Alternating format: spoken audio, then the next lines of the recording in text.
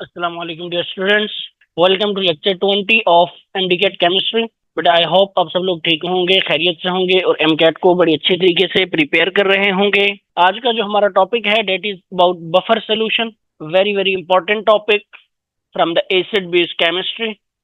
इसमें से बहुत सारे MCQs पूछे जा सकते हैं, so stay connected till the end of lecture. सबसे पहले बेटा कि बफर सोल्यूशन होता क्या है। Buffer solution is a solution that resist change in its pH, जो अपनी पीएच में चेंज को रेजिस्ट करता है।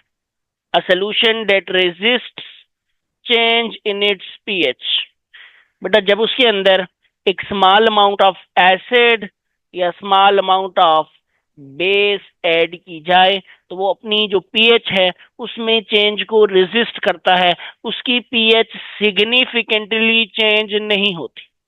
बट कीप इन माइंड कि बेटा मैंने ये नहीं कहा कि पीएच चेंज नहीं होती। पीएच पीएच उसकी चेंज होती है, but there is no significant change. Like अगर उसकी पीएच फॉर एग्जांपल 3.25 है तो 3.23 हो जाएगी, यानी एक या दो पॉइंट्स बढ़ जाएगी या एक या दो पॉइंट्स कम हो जाएगी। सिग्निफिकेंटली उसकी कोई पीएच के अंदर सिग्निफिकेंट चेंज नहीं आएगा। ओके, ऐसे सोल्यूशन को बफर सोल्यूशन बोलते हैं बेटा। बफर सोल्यूशन के बेटा बहुत सारे एप्लीकेशंस हैं, तो मैं यहाँ पे आपको कंटेनर के अंदर दिखा देता हूँ कि फॉर एग्जांपल ये एक सोल्यूशन है, इसको मैं कह देता हूँ ये बफर है। This one is a solution which is a buffer solution.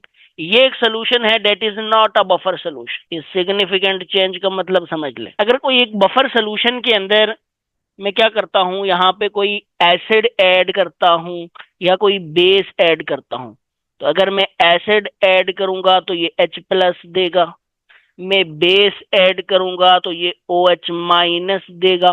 तो जब मैं small amount of H plus add करूं या small amount of OH minus add करूं, यानी एसिड ऐड करूं या बेस, तो बफर सोल्यूशन इन आइंस को H प्लस को और OH माइनस को अकोमोडेट करे और जो पीएच ऑफ सोल्यूशन है वो ज्यादा चेंज ना हो। फॉर एग्जांपल पहले एसिड या बेस ऐड करने से पहले कितनी थी, 3.25। एसिड ऐड किया तो आपको पता है पीएच डिक्रीज हो जाती है और बेस ऐड करें तो पीएच इंक्रीज हो जाती है।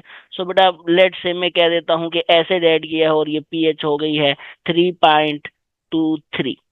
तो इतनी कोई सिग्निफिकेंट चेंज नहीं आई पीएच के अंदर। तो ऐसा सोल्यूशन जो पीएच में सिग्निफिकेंट चेंज ना आने दे उसको क्या कहेंगे बेटा, रेजिस्ट करे सिग्निफिकेंट चेंज को, उसको कहेंगे बफर सोल्यूशन। ये एक दूसरा सोल्यूशन है बेटा।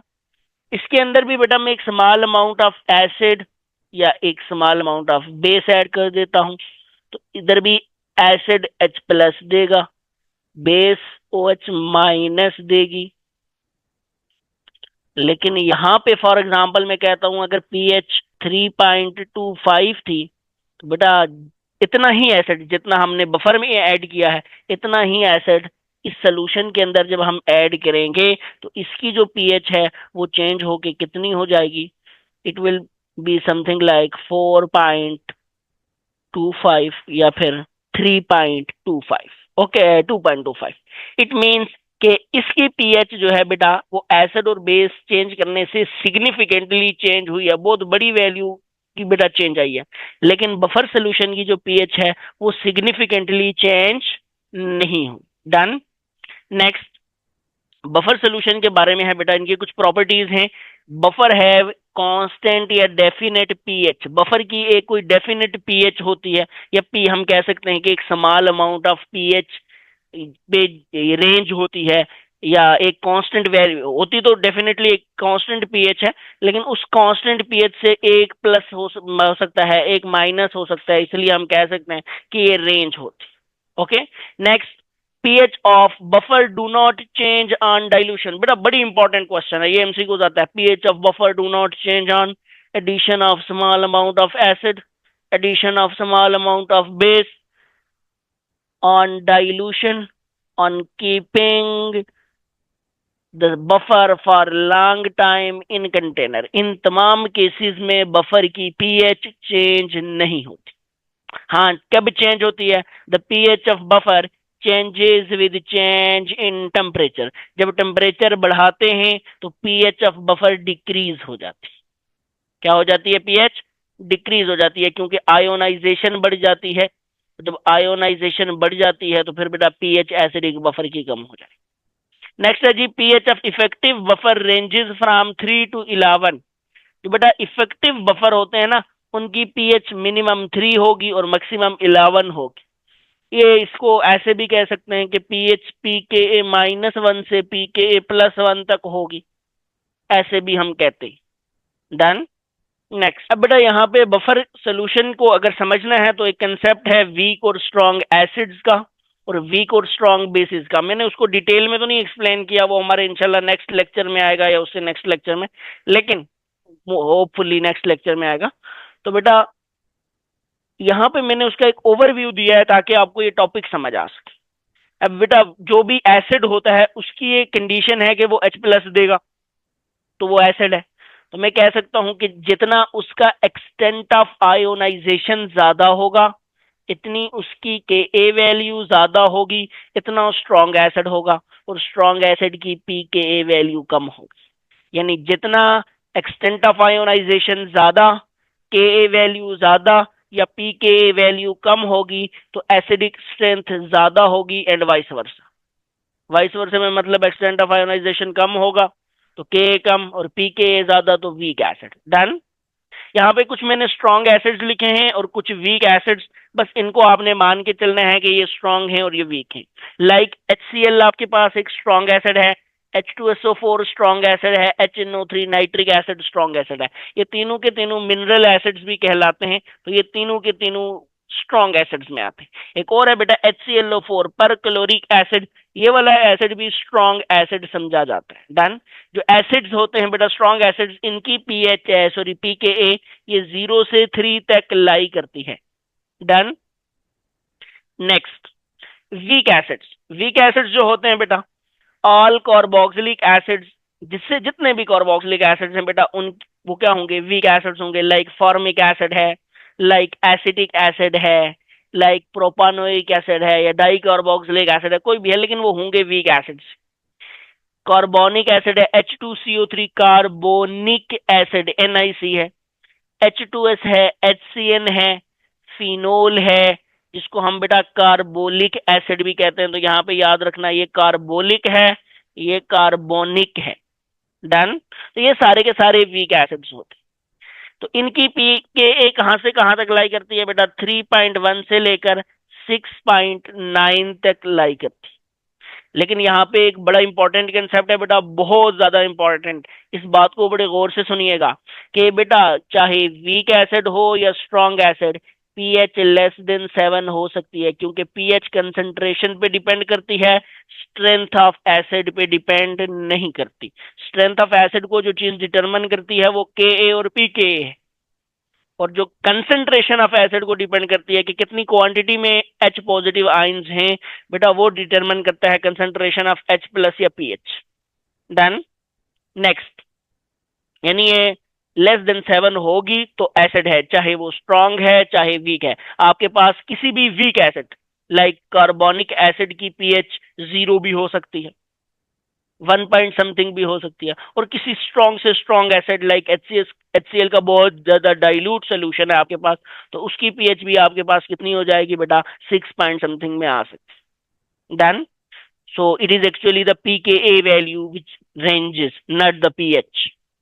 नेक्स्ट बेटा बेस की बात करें तो एक्सटेंट ऑफ आयो, अगेन वही OH- देगी तो बेस होगी। तो extent of ionization is directly proportional to Kb is inversely proportional to pKb is directly proportional to basic strength. सीधी सी बात लिखी हुई है बेटा, जितना एक्सटेंट ऑफ आयोनाइजेशन ज्यादा, इतना Kb की वैल्यू ज्यादा, इतनी pKb की वैल्यू कम, और इतनी बेसिक स्ट्रेंथ ज्यादा एंड वाइस वर्सा। जो आपके पास स्ट्रॉन्ग बेसिस होती हैं बेटा, उनके लिए अगेन pKb की वैल्यू 0 से 3 तक होती है। हाँ, अब मैं पूछूं अगर pKa की वैल्यू, तो फिर वो बेटा 7 से ज्यादा होगी। समझ आ गई है ना? ये मैं pKb की बात कर रहा हूँ, pKa की बात नहीं की। तो यहाँ पे एसिड्स और बेस में देखें मैंने वैल्यू सेम लिखी है। डन। तो ये कौन कौन सी बेसिस हैं बेटा? NaOH, KOH, RbOH, COSOH। बेटा ये देखें सारे के सारे एल्किली मेटल्स हैं, तो जितने भी एल्किली मेटल के हाइड्रोक्साइड्स होते हैं वो स्ट्रॉन्ग एसिड्स होते हैं। या मैग्नीशियम हाइड्रोक्साइड है या बेरिलियम हाइड्रोक्साइड है, ये strong acids, sorry magnesium hydroxide है, ये स्ट्रॉन्ग बेसिस होती हैं। बाकी अगर बेटा हम देखें तो जैसे जैसे आप कैल्शियम हाइड्रोक्साइड, तो बाकी जो बेसिस होती हैं वो इतनी ज्यादा स्ट्रॉन्ग नहीं होती। ये स्पेशली अगर आप कैल्शियम हाइड्रोक्साइड की कहेंगे तो बेटा मैं कहूंगा कि इतनी स्ट्रॉन्ग बेस नहीं है। मैग्नीशियम भी बहुत ज्यादा स्ट्रॉन्ग नहीं है, लेकिन मैग्नीशियम की निस्बत कैल्शियम थोड़ा सा ज्यादा स्ट्रॉन्ग है। फिर नीचे जाते जाएंगे तो बेसिक स्ट्रेंथ बढ़ती जाएगी। डन। नेक्स्ट। अब बेटा ये तो एल्कली मेटल और एल्कली एल्कलाइन अर्थ मेटल के हाइड्रोक्साइड स्पेशली नीचे वाले वो स्ट्रॉन्ग बेसिस हो गए, समझ आ गई हमें। अब बेटा वीक बेसिस क्या हो? वीक बेसिस इनकी पीकेबी की वैल्यू होती है बेटा 3.1 से 6.9 तक। 3.1 से 6.9, यही अगेन सेम वैल्यू। ये पीकेबी है और एसिड्स के लिए पीकेए है। यहाँ पे कौन कौन सी वीक बेसिड्स होंगी बेटा? अमोनिया होता है, जितने भी अमाइंस हैं, primary amine, secondary amine, tertiary amine, aliphatic amine, aromatic amine, सारी की सारी वीक बेसिस है। जिंक हाइड्रोक्साइड है, सोडियम हाइड्रोक्साइड है, कॉपर हाइड्रोक्साइड है, एल्यूमिनियम हाइड्रोक्साइड है, ये सारी की सारी वीक बेसिस हैं बेटा। तो यहाँ पे भी बेटा पीएच को डिस्कस कर लेते हैं कि पीएच ऑफ जो वीक बेस और स्ट्रॉन्ग बेसिस होती है बेटा, पीएच वो होगी ग्रेटर देन 7। 7 पे तो न्यूट्रल होगा ना। अब यहाँ पे गौर से देखें, तो अगर कोई यहाँ पे पीओएच पूछे तो पीओएच ग्रेटर देन 7, और यहाँ पे पीओएच पूछे तो पीओएच लेस देन 7। डन। इस तरह से भी एमसीक्यूज पूछे जा सकते हैं। आपको पूछा जाएगा कि जिसकी पीएच ज्यादा हो वो स्ट्रॉन्ग एसिड होगा या वीक, तो पीएच ज्यादा है, एसिडिक स्ट्रेंथ कम। क्लियर हो गया? या पीओएच ज्यादा है तो फिर एसिडिक स्ट्रेंथ क्या होगी? इस तरीके से बेटा कंफ्यूज करके आपको एमसीक्यूज पूछे जा सकते हैं। बहरहाल ये तो मैंने ऐसे जो बफर सोल्यूशन है उसके लिए बताया। इंशाल्लाह नेक्स्ट लेक्चर में इसको बड़ी डिटेल से डिस्कस भी करेंगे और फिर आपको ज्यादा अच्छे से चीजें समझ आ गई। डन। नेक्स्ट। यहाँ पे आए जी बेटा बफर सोल्यूशन। बफर सोल्यूशन क्या होता है बेटा? बफर सोल्यूशन दो चीजों का मिक्सचर होता है। दो तरह के हमारे पास बफर होते हैं, एक होता है एसिडिक बफर और दूसरा बेसिक बफर। तो कोई भी बफर हो, एसिडिक हो या बेसिक हो, ये दो चीजों का मिक्सचर होगा। लेट से बेटा मैं पहले एसिडिक बफर की बात करता हूं। तो एसिडिक बफर वो बफर होते हैं बेटा जिनकी जो पीएच है लेस देन 7, और बेसिक बफर वो बफर होते हैं जिनकी पीएच ग्रेटर देन 7। क्लियर हो गया? तो बफर सोल्यूशन की पीएच 7 नहीं होती। This is very very important. Buffer की पीएच 7 नहीं होती, या लेस देन 7 होगी या ग्रेटर देन 7। जो एसिडिक बफर होते हैं उनकी लेस देन 7 होती है, जो बेसिक बफर होते हैं उनकी ग्रेटर देन 7 होती है। डन। यहाँ पे देखें बेटा, बफर सोल्यूशन की अगर कंपोजिशन की बात करें तो पहले एसिडिक बफर को देखो कि आपके पास एक वीक एसिड मौजूद होगा। आपने एक कंटेनर लेना है, उस कंटेनर में दो चीजों को ऐड करना है। फॉर एग्जाम्पल आपके पास 3 कंटेनर है, यूं समझे। एक कंटेनर में वीक एसिड पड़ा हुआ है, एक कंटेनर में क्या पड़ा हुआ है बेटा? सॉल्ट बना हुआ है बेटा इसी वीक एसिड का। ये जो वीक एसिड शुरू में लिखा है, इस वीक एसिड का सॉल्ट किसी भी स्ट्रॉन्ग बेस के साथ, कोई भी स्ट्रॉन्ग बेस उसके साथ सॉल्ट बनाए तो उसको कंटेनर बी में ले ले, और ये यूं समझे कंटेनर सी है। इन दोनों के को बेटा इसके अंदर मिक्स कर दे, यानी वीक एसिड और salt of weak acid and strong base को इस कंटेनर के अंदर मिक्स कर दें, तो ये जो सोल्यूशन बन गया है कंटेनर सी के अंदर, this is buffer solution. Done. Challenge. अब बेटा और से देखिएगा इन चीजों की तरफ। यहाँ पे बफर सोल्यूशन को बेटा जब भी आप पॉइंट आउट करेंगे ना, तो आपने 3 चीजों को देखना है। सबसे पहली चीज कि ये बेटा ये एसिडिक बफर की एग्जांपल्स में आएंगे तो ये जो मेरे पास ये दो चीजें लिखी हुई हैं, ये एसिटिक एसिड और सोडियम एसिटेट, क्या इसमें कैटाइन या एनाइन में से कोई एक कॉमन है?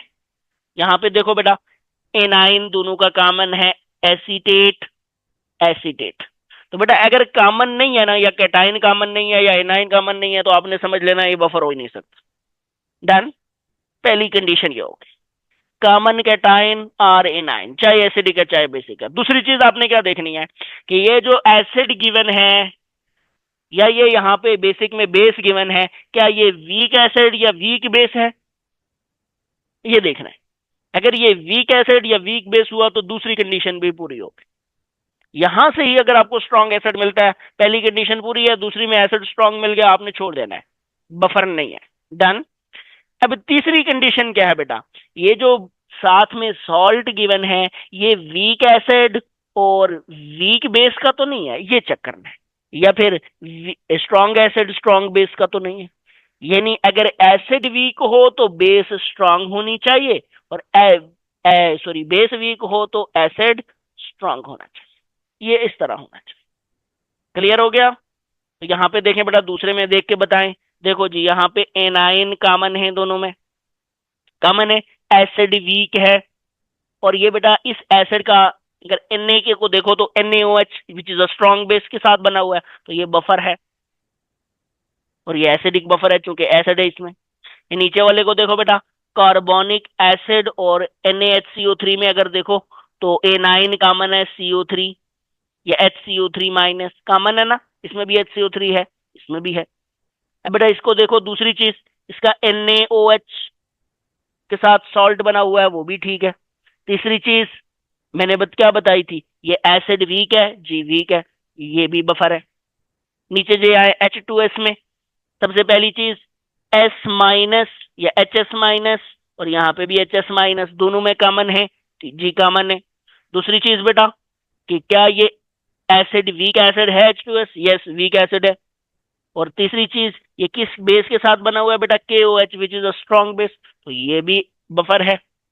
यहाँ पे आए बेटा पांचवें में, पहली चीज क्या देखनी है, बोलो जी, एनाइन देखो यहाँ पे कॉमन है, कोई भी कॉमन हो सकता है, लाजमी नहीं है एनाइन कॉमन हो, कैटाइन भी कॉमन हो सकता है। अभी आगे बेसिक बफर में ऐसी बहुत सारी एग्जांपल्स आ भी जाएंगे। ओके, तो जी कॉमन है, आपके पास एनाइन कॉमन है, एसिड वीक है, और KOH which is strong base के साथ एसिड का बना हुआ है, बेटा क्या होगा, ये भी बफर है। नेक्स्ट यहाँ पे आ जाओ बेटा, आपके पास बेसिक बफर में, तो बेसिक बफर पहले सुन लें कि होता क्या है, वीक बेस और सॉल्ट होता है बेटा, वीक बेस और स्ट्रॉन्ग एसिड का, इनको मिक्स कर देते हैं। एक कंटेनर में वीक बेस ले लें, एक कंटेनर में सॉल्ट बना के रख लें, किसका, वीक बेस और स्ट्रॉन्ग एसिड का, इसी वीक बेस का, कोई और वीक बेस ना हो, और बेटा उनको आपस में मिक्स कर दें। तो वो जो बेटा तीसरे कंटेनर में मिक्सचर आपके पास बनेगा, जो सोल्यूशन बनेगा, दैट इज बफर सोल्यूशन। यहाँ पे आ जाएं, पिक करें बेटा कि ये आपके पास बफर है या नहीं है। यहाँ पे देखो बेटा, NH4OH और NH4Cl में सबसे पहली पास कैटाइन NH4 कॉमन है, NH4OH एक वीक बेस है, दूसरी बात हो गई। और ये जो बेटा Cl आया है ये HCl से आया है, इसका मतलब है ये NH4OH का HCl से रिएक्शन करके बना है, उसका मतलब है ये बफर है। डन। नीचे आ जाओ जी, NH4OH और NH4NO3 में NH4 प्लस कॉमन है, कॉमन है। दूसरी चीज NH4OH वीक बेस है, ठीक जी। NH4NO3 में जो NO3 आया है ये HNO3 से आया है, मतलब NH4OH का इसके साथ रिएक्शन कराया नाइट्रिक एसिड के साथ, तो बफर है, स्ट्रॉन्ग एसिड है जी नाइट्रिक एसिड। यहाँ पे आ जाए जी, NH4OH और NH4 होल ट्वाइस SO4। अब देखो बेटा जी, सबसे पहली चीज के NH4 कॉमन है दोनों में, डन। दूसरी चीज NH4OH वीक बेस है आपके पास, और तीसरी चीज इसका रिएक्शन कराया है H2SO4 के साथ NH4OH का, तो NH4 होल ट्वाइस SO4 बन गया। तो H2SO4 तो हमें पता है स्ट्रॉन्ग एसिड होता है, डन, तो ये भी बफर है। नेक्स्ट आ जाओ जी बेटा, यहाँ पे देखो AlOH होल थ्राइस और AlCl3 में बेटा कैटाइन दोनों में कॉमन है, एल्यूमिनियम। AlOH होल थ्राइस क्या है बेटा, एक वीक बेस है, हो गया जी वीक बेस। तीसरी चीज बेटा किसके साथ रिएक्शन करके बनाया है, Cl HCl के साथ जी, HCl स्ट्रॉन्ग एसिड है, बफर है। नेक्स्ट, कॉपर हाइड्रोक्साइड और कॉपर सल्फेट, बेटा कॉपर हाइड्रोक्साइड और कॉपर सल्फेट में कैटाइन कॉमन है, कॉपर पॉजिटिव 2। फिर दूसरी चीज क्या देखनी है, कॉपर हाइड्रोक्साइड वीक है जी, वीक अभी पीछे पड़ी थी एग्जांपल। फिर बेटा इसका सल्फ्यूरिक एसिड के साथ बनाया है रिएक्शन करके, फिर ये भी क्या है आपके पास, स्ट्रॉन्ग, आपके पास बफर सोल्यूशन है, स्ट्रॉन्ग एसिड H2SO4।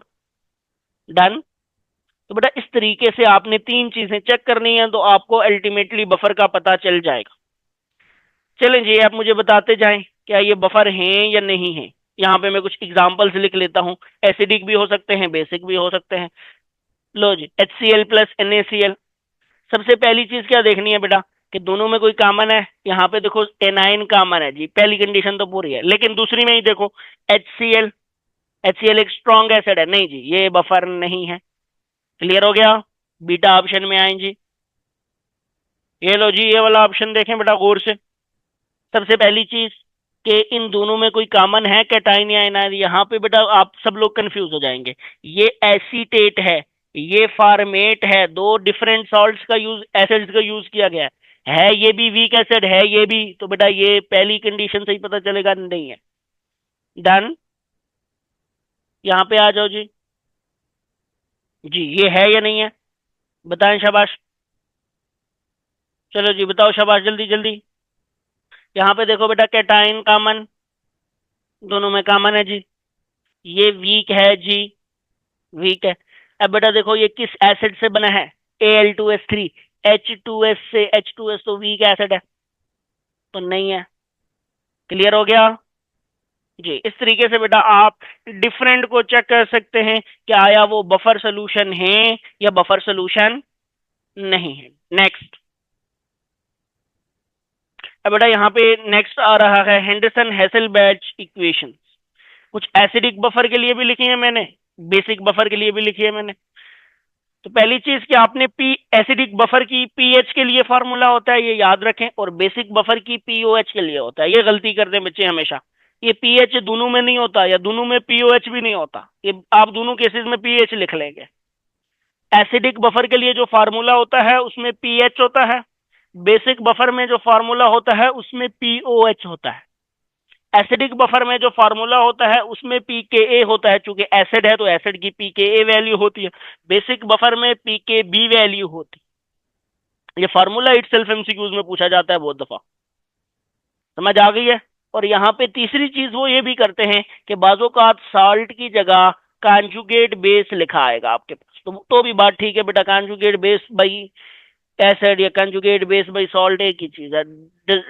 वरी नहीं होना आपने, परेशान नहीं होना आपको। कंजुगेट यहाँ पे बेटा फिर एसिड आ जाएगा, conjugate acid by salt. Okay, अभी आपको समझा देते। तो फार्मूला क्या है, pH is equal to p K a plus log of salt upon acid, और pOH is equal to p K b plus log of salt upon base.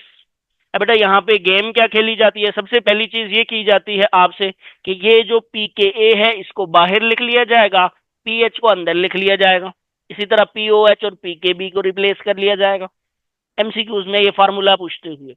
दूसरी चीज ये की जाएगी कि आपको पीएच लिखे जाएगा और पीएच के आगे फार्मूला पी के बी वाला लिखा होगा, और यहाँ पे पीओएच लिख के पी के ए वाला फार्मूला लिखा होगा। और से देखिएगा इस चीज को। तीसरी चीज एसिड अपॉन सॉल्ट या बेस अपॉन सॉल्ट लिखा होगा। समझ आ गई है। और चौथी चीज ये पॉजिटिव नेगेटिव साइन में हेरा फेरी होगी। बेटा गौर से एक बात समझ लें, अगर ये पॉजिटिव नेगेटिव हो जाए तो फिर आप एसिड अपॉन सॉल्ट लिख सकते हैं। यानी मैं लिख सकता हूं p H is equal to p K a minus log of acid upon salt. ये दुरुस्त है, ठीक है, करेक्ट है। तो जब पॉजिटिव करूंगा तो वो वैल्यूज क्या हो जाएंगी, रिवर्स हो जाएंगी। क्लियर हो गया। इसी तरह p O H is equal to p K b minus log of base upon salt, ये भी ठीक है। डन। चलो जी नेक्स्ट। अब बेटा यहाँ पे पीएच फाइंड की है तो आपसे पीओएच पूछी हुई है, तो पीओएच किसके इक्वल होगी, 14 माइनस पीएच, आपने माइनस कर देनी है। और अगर आपको पीएच पूछी हुई है बेटा तो आपने 14 माइनस पीओएच कर देनी। क्लियर हो गया। 14 से माइनस करके फाइंड कर। अब यहाँ पे न्यूमेरिकल बेस एमसीक्यूज भी हो सकता है कि आपको पीकेए या पीकेबी गिवन हो, कंसंट्रेशन ऑफ सॉल्ट और बेस की कुछ ऐसी वैल्यूज गिवन हो जो बड़ी आसानी से सॉल्वेबल। ये सॉल्वेबल ना भी हूं तो मैं आपको एक तरीका बता दूंगा, उस तरीके से आप कर सकते हैं। अभी देखिएगा गौर से। तो ये स्पेशली 2 और 3 के अंदर ये तरीका हम पढ़ेंगे। डन। अभी यहाँ पे गौर से देखें बेटा कि हमारे पास क्या है, पहली केस में, दोनों केस में बेटा एसिडिक और बेसिक बफर में अगर कंसंट्रेशन ऑफ एसिड और सॉल्ट बराबर हो गई इस फार्मूले में, तो सॉल्ट अपॉन एसिड का आंसर आएगा 1 और लॉग ऑफ 1 होता है 0। सो पीएच किसके इक्वल हो जाएगी बेटा, पी के ए के बराबर। सिमिलरली यहाँ पे सॉल्ट अपॉन बेस का आंसर 1, जब सॉल्ट अपॉन बेस का आंसर 1 तो लॉग ऑफ 1 0, पीओएच किसके बराबर हो जाएगी, पी के बी के बराबर। तो इस तरह के बफर को हम आइडियल बफर कहते हैं या बेस्ट बफर कहते हैं। समझ आ गई है? एक आइडियल बफर या बेस्ट बफर वो बफर होता है बेटा जिसमें पीएच और पीकेए या पीओएच और पीकेबी आपस में बराबर हो। डन। नेक्स्ट, या फिर जिसके अंदर ratio of salt and acid या ratio of salt and base unity हो, या जिसके अंदर सॉल्ट और एसिड की कंसंट्रेशन बराबर हो। समझ आइए? ऐसे डिफरेंट तरीकों से पूछा जा सकता। अब बेटा यहाँ पे देखो नीचे वाली दोनों केसेस के अंदर 2 एंड 3 में, अब बेटा अगर ऐसा हो कि सॉल्ट की वैल्यू कंसंट्रेशन ज्यादा हो, एसिड की कंसंट्रेशन कम हो, दोनों केसेस में देख लो सॉल्ट की ज्यादा हो बेस की कम हो, तो आपके पास जो भी आंसर आएगा वो ग्रेटर देन 1 होगा। ऐसा ही है? क्या आएगा आंसर? और लॉग आप किसी भी वैल्यू का ले लें जो 1 से ज्यादा है, वो पॉजिटिव आंसर आएगा आपके पास।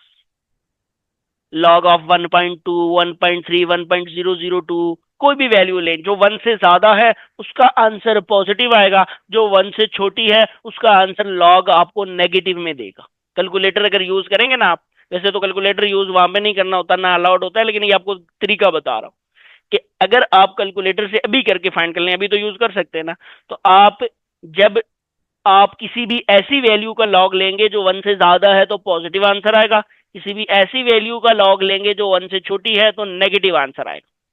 तो फॉर एग्जांपल आप देखें पी के आपको गिवन है और ऐसी कंसंट्रेशन ऑफ जो बेटा सॉल्ट है वो आपको गिवन है फॉर एग्जांपल 2.13 मोलर, और जो बेटा ऐसे एसिड की कंसंट्रेशन है वो आपको गिवन है समथिंग लाइक 2.05 मोलर।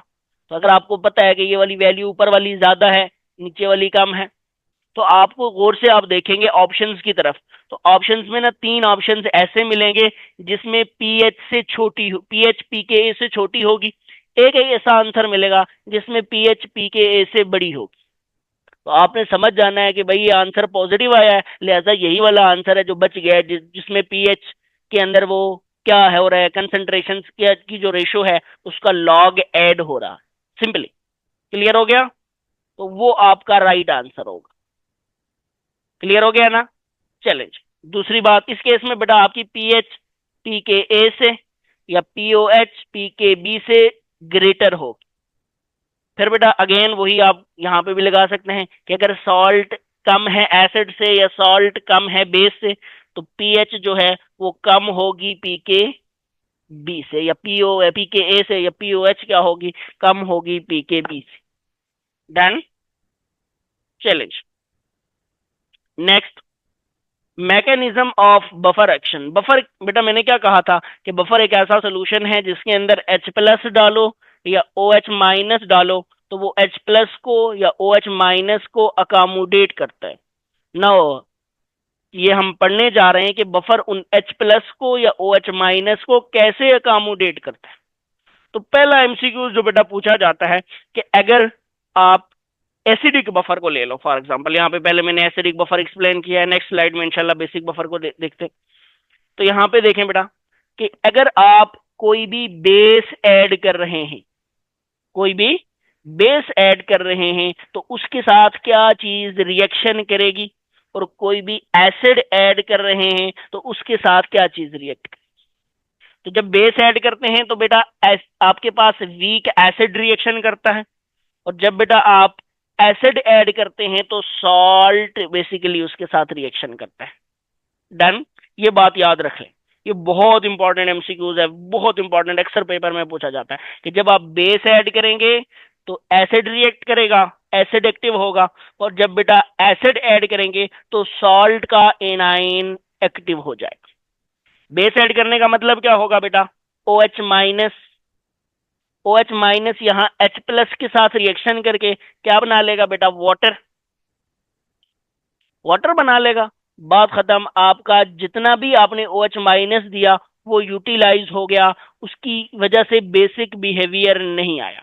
अब बेटा यहाँ पे गौर से देखिएगा, जैसे ही H प्लस की कंसेंट्रेशन यहाँ कम होगी, ये रिएक्शन फॉरवर्ड डायरेक्शन में शिफ्ट होगा।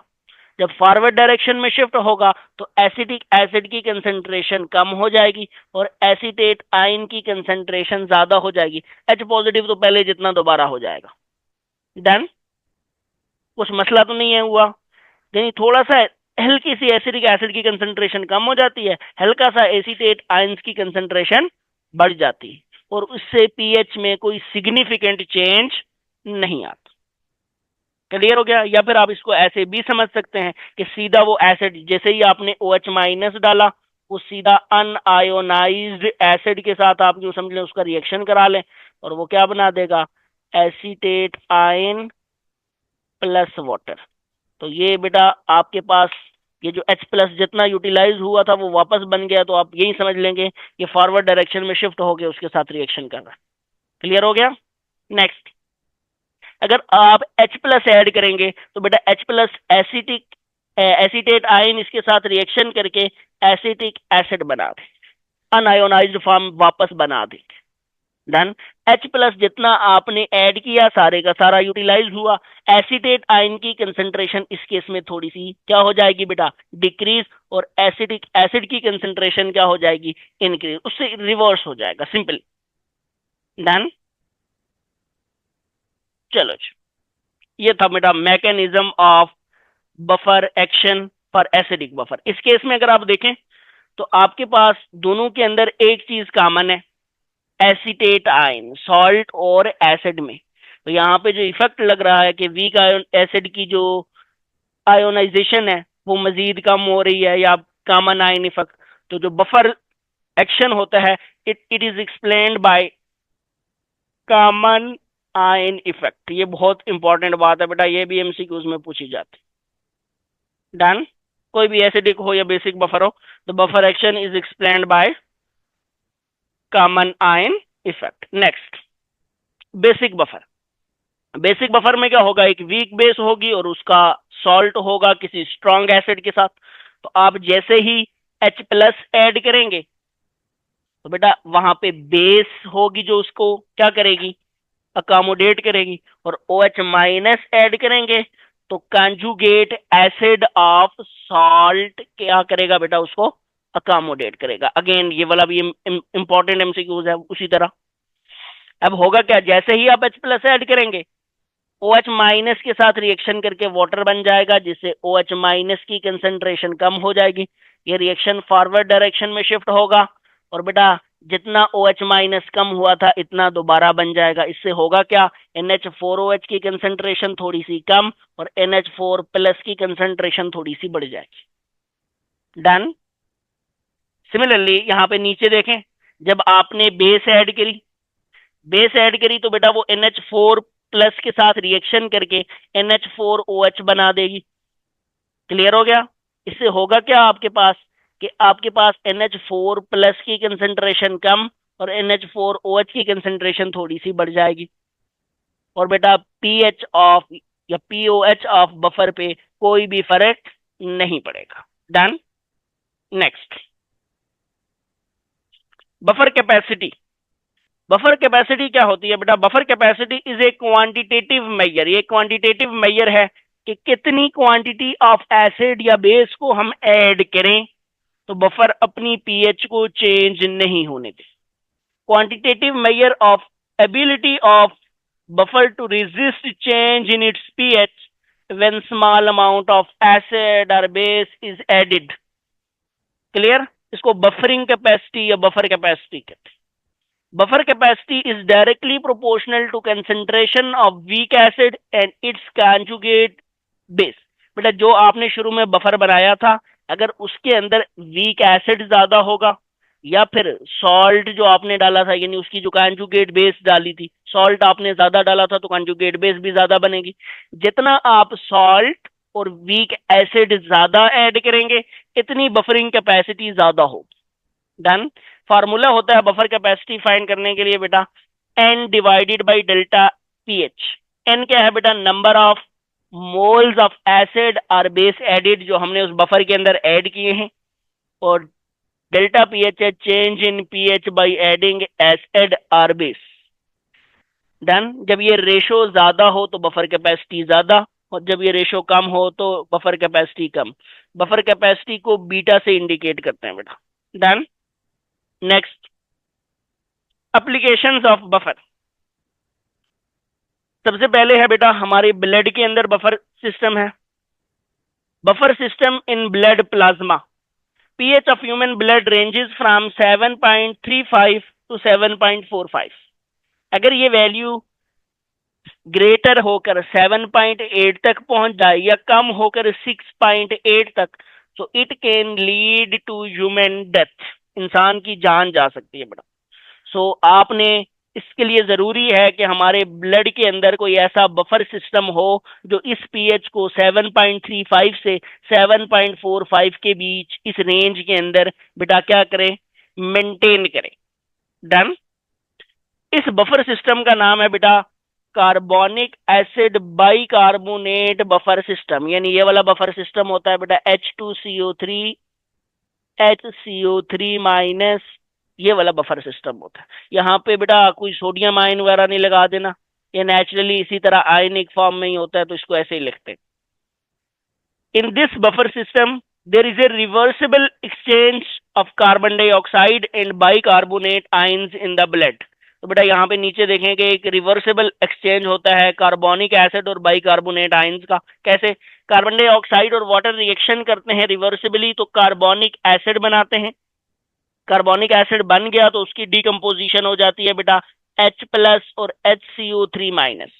अब हमारे जो ब्लड है उसके अंदर बेटा carbon dioxide, water, carbonic acid, H plus और HCO3 माइनस की एक प्रॉपर कंसंट्रेशन मौजूद होती है। वाटर को छोड़ के, वाटर की बात ऐसे लिखेगी, carbon dioxide, carbonic acid, H plus और HCO3 माइनस की एक डेफिनेट क्वांटिटी मौजूद होती है। ये क्वांटिटी चेंज हो तो पीएच चेंज हो जाती। और इस पूरे सिस्टम को एक एंजाइम जो हमारे रेड ब्लड सेल्स में मौजूद होता है बेटा, वो क्या करता है, कैटालाइज करता है इस पूरे सिस्टम को। उसका नाम है बेटा कार्बोनिक एनहाइड्रेज एंजाइम। डन। ये एंजाइम कहां पे होता है बेटा, रेड ब्लड सेल्स में मौजूद होता है। ओके। अब बेटा और से इस बात को देखिएगा, जैसे ही आप इसके अंदर कोई एसिड ऐड करेंगे, इस बफर के अंदर हमारे ब्लड के अंदर कोई एसिड जाएगा, तो कार्बोनेट आयन उसके साथ रिएक्शन करके कार्बोनिक एसिड बना देगा, यानी H प्लस को यूटिलाइज कर लेगा, अकोमोडेट कर लेगा। ये रिएक्शन रिवर्स डायरेक्शन में शिफ्ट हो जाएगा। और जैसे ही कोई बेस ऐड करेंगे बेटा, तो वो बेटा उसके साथ कार्बोनिक एसिड अनआयोनाइज्ड वाला रिएक्शन करेगा और उससे बाइकार्बोनेट आयन बना देगा। तो ना तो बेस वहां पे रहेगी, ना ही एसिड वहां पे रहेगा। एसिड भी यूटिलाइज हो जाएगी, बेस भी यूटिलाइज हो जाएगी, if the quantity is small. Obviously अगर क्वांटिटी स्मॉल नहीं होगी तो बफर की इतनी ज्यादा बफर कैपेसिटी नहीं होती कि बहुत बल्क क्वांटिटीज के अंदर एसिड या बेस को क्या कर सके बेटा, न्यूट्रलाइज कर सके। Done. Next, applications of buffer. Buffer solutions are used in quality, दूसरा एप्लीकेशन है बेटा qualitative analysis. Qualitative analysis like हमारी कहीं पे भी हम कोई चीज चेक कर रहे हैं, उसकी पीएच चेक कर रहे हैं, तो पहले वहां पे बफर सॉल्यूशन की मदद से हम चेक करेंगे कि हमारे पास जो जिससे पीएच चेक कर रहे हो, पीएच मीटर से, क्या वो ठीक से काम कर रहा है या नहीं कर रहा। तो इसलिए हम कहते हैं कि जी बेटा ये क्वालिटेटिव एनालिसिस वगैरह के अंदर भी यूज होते हैं। कैलिब्रेशन ऑफ पीएच मीटर में भी यूज होते हैं बेटा। पीएच मीटर पहली दफा बन के आया है तो आपने उसे चेक करना है, तो उसको कैलिब्रेट करने के लिए भी यूज करते हैं। Buffer solutions are used in different industrial products to maintain pH, like soaps and detergents, cosmetic products, foods, beverages। बेटा इन सारी की सारी बेटा जो इंडस्ट्रीज हैं इनके अंदर हम बफर सॉल्यूशंस को यूज करते हैं। फ्रूट्स में यूज होता है, फूड्स में यूज होता है, बिवरेजेस में यूज होता है, कॉस्मेटिक प्रोडक्ट्स में यूज होता है, सोप्स और डिटर्जेंट्स में यूज होता है। डिफरेंट जो आपकी कॉस्मेटिक बाकी प्रोडक्ट्स हैं, सोप डिटर्जेंट्स क्या है, सोप्स के अलावा सॉरी, उनके अंदर भी यूज होता है। Next, Buffer solutions are also used in swimming pools to maintain stable pH and to prevent corrosion and ensure comfortable environment for swimmer. तो बेटा जो आपके पास स्विमिंग पूल्स है वहां पे भी यूज होता है. Buffer solutions are used in photographic developer solutions to maintain a stable pH, allowing controlled and consistent film and print development. बेटा ये जो आपके पास फोटोग्राफिक प्रिंट जो डेवलपर्स होते हैं, सोल्यूशन जिनकी मदद से कोई प्रिंट निकलता है या फोटो कॉपी होती है, इनके जो बेटा लिक्विड होता है उसको की भी एक स्टेबल पीएच होनी चाहिए. अगर वो पीएच नहीं होगी तो फिर बेटा प्रिंट अच्छा नहीं निकलेगा. तो उसके अंदर भी हम क्या यूज करते हैं बेटा, एक बफर यूज करते हैं. नेचुरली भी बहुत सारे बफर होते हैं. ये बफर इन्वॉल्व्ड होते हैं हमारे स्टोमिक में, फूड डाइजेशन में और हमारी बॉडी के डिफरेंट फ्लूइड्स में, लाइक ब्लड में भी बता दिया, सलाइवा में मौजूद होता है, या साइनोवियल फ्लूइड जो जॉइंट्स के बीच में मौजूद होता है वहां पर भी बफर मौजूद होता है. डन. नेक्स्ट. जी बेटा, this makes an end to this lecture. If you have any questions you can ask me in comment section. और बेटा ये व्हाट्सएप नंबर गिवन है, इस पे भी आप पूछ सकते हैं, ईमेल एड्रेस पे पूछ सकते हैं. Stay connected. Goodbye. अल्लाह हाफिज.